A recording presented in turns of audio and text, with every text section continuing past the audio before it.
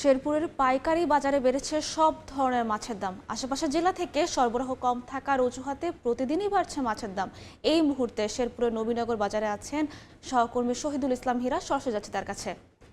শহীদুল, ভোরের আলো ফোটার সাথে সাথেই শেরপুরের নবীনগরের পাইকারি মাছ বাজারে ক্রেতা বিক্রেতার হাঁকডাকে মুখরিত হয়ে ওঠে।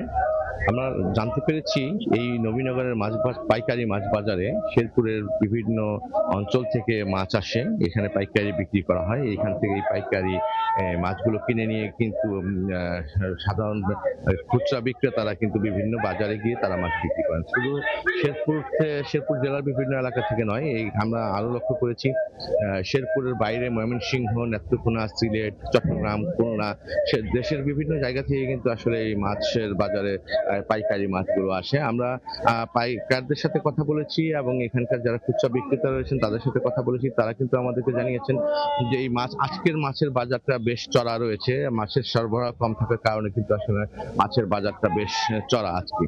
আমরা এখানকার স্থানীয় ব্যবসায়ীদের সাথে কথা বলেছি, তারা কিন্তু জানিয়েছেন এই বাজারে যে সাধারণ বিক্রেতারা বিক্রি করেন এবং ক্রেতারা যে ক্রেতারা আসলে মাছ কিনতে আসেন, তাহলে কিন্তু আসলে তারা কিন্তু আসলে এই খোলা মাঠের মধ্যে কিন্তু আসলে তারা মাছ বিক্রি এবং কিনতে কিন্তু আসলে তাদের অনেক সমস্যা হয়। বৃষ্টির সময় কিন্তু আসলে এখানে মাছ বাজারটা কিন্তু আসলে খুব বিপাকে পড়েন মাছের বিক্রেতা এবং ক্রেতারা।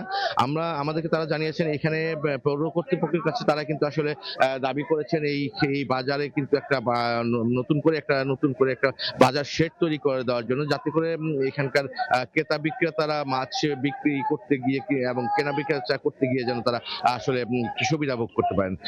বর্ষাকালে কিন্তু এখানে মাছ বিক্রি করা আসলে খুব কঠিন হয়ে দাঁড়ায় এবং এই বিষয়টা আমাকে জানিয়েছেন এখানকার স্থানীয় বিক্রেতারা এবং ক্রেতারা।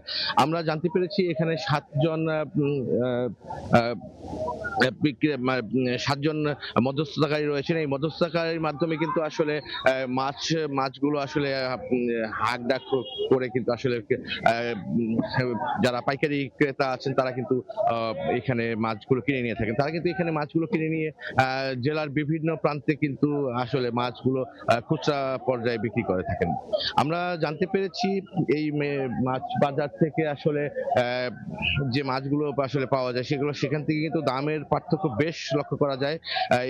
এই বাজারে কিন্তু আসলে যে পাইকারি ক্রেতারা যেভাবে মাছ কিনে থাকেন তার চেয়ে কিন্তু বেশ দ্বিগুণ দামে আসলে মাছগুলো আসলে সাধারণ খুচরা বাজারে বিক্রি হয়ে থাকে। তো শেরপুরের পাইকারি মাছ বাজার নিয়ে এই ছিল আমার কাছে সর্বশেষ তথ্য। সরাসরি যুক্ত ছিলাম শেরপুর থেকে।